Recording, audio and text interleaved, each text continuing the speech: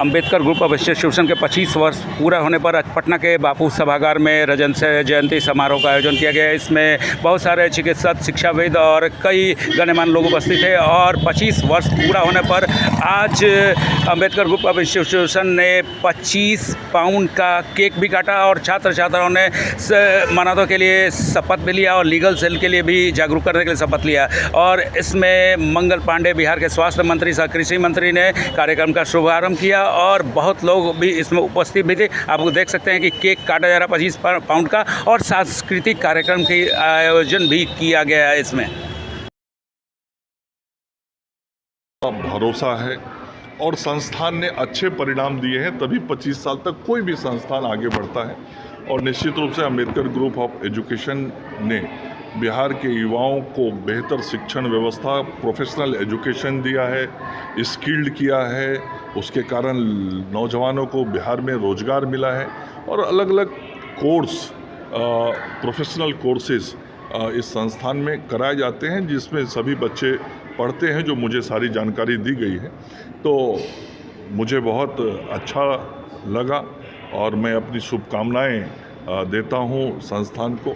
25 साल जिस तरीके से अच्छे ढंग से समाज को शिक्षित करने में इस संस्थान ने लगाया है, आगे आने वाले वर्षों में भी संस्थान इसी तरीके से काम करता रहे। क्या सर बिहार में हेल्थ सेक्टर में बच्चों के लिए चांस भी है? मैंने कहा ना कि अभी मैंने संबोधन में भी कहा कि जब मैं स्वास्थ्य मंत्री बना तो पिछले कार्यकाल में बिहार में कुल लगभग 38,000 नियुक्तियां हमने की थी अलग अलग कोटि के, जिसमें से केवल 18,000 नियुक्तियां तो नर्सिंग सेक्टर में थी, जिसमें एएनएम बड़ा नंबर था, उसके बाद जीएनएम था।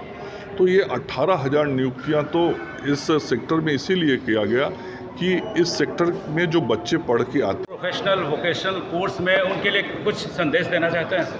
मैंने कहा ना, आज का ज़माना ऐसा है जिसमें बच्चे जल्दी स्किल्ड हो जाएं और किसी भी क्षेत्र में, समाज में बहुत सारे आयाम हैं, तो किसी भी क्षेत्र में काम करने की विशिष्टता उनके अंदर जल्दी आ जाएगी, गुणवत्तापूर्ण कार्य करने लगेंगे, तो नेचुरल उनका आय बढ़ जाता है। तो हमको लड़कों को बेहतर तरीके से स्किल्ड करने का काम हमेशा करना चाहिए।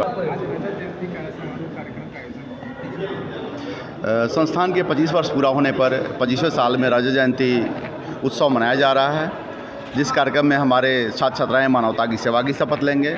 हास्य कवि सम्मेलन का भी आयोजन किया गया है और आज हमारे संस्थान को यह खुशी हो रही है कि आज 25 वर्षों में हमारे यहाँ से 1 लाख से ज़्यादा विद्यार्थियों ने हमारे सभी संस्थानों से शिक्षण प्राप्त किया है और अपने रोजगार कर रहे हैं। राज्य ही नहीं, राज्य के बाहर भी हमारे विद्यार्थी अपना सेवा दे रहे हैं और आज हमारे पास 26 संस्थानें हैं जो राज्य में विभिन्न जगहों पर ITI से लेकर मैनेजमेंट, पैरामेडिकल, नर्सिंग, फार्मेसी, विभिन्न तकनीकी, लॉ में प्रशिक्षण प्रदान कर रही है।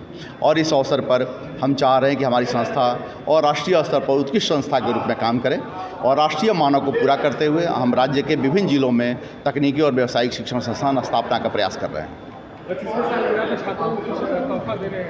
निश्चित तौर पर 25वीं सालगिरह हमारी संस्थान की है और हम आप लोगों को यह बताना चाहेंगे कि BBA, BCA, MBA, PGDM, PGCM के साथ ही पैरामेडिकल में हमारे सभी विद्यार्थियों का सभी संस्थानों में निःशुल्क नामांकन लिया जाएगा और प्रशिक्षण भी निःशुल्क होगी।